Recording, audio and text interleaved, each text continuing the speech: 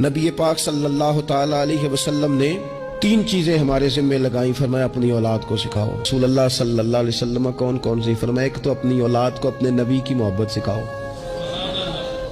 اس کا مطلب ہے ابا کو نعت پڑھنی چاہیے نا، اس کا مطلب ہے اماں کو نعت آنی چاہیے نا، اس کا مطلب ہے حضور کے قصیدے یاد ہونے چاہیے نا، اس کا مطلب ہے نا کبھی بازو تھام کے باپ کا نا پتر چل آج فلان جگہ تجھے لے جاؤ، وہاں مدینے والے کی باتیں ہوں گی۔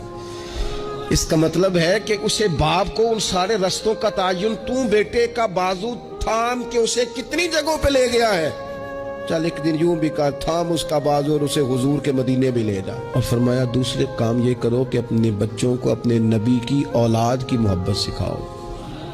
سکھائی حضرت عمر نے جناب عبداللہ کو، عبداللہ ابن عمر کو محبت، تو پھر انہوں نے محبت کی۔ تیسرا حضور نے ذمہ لگایا کہ اپنے بچوں کو قرآن پاک کی تلاوت سکھاؤ۔ یہ ماں باپ سکھائیں، پہلے خود سیکھیں۔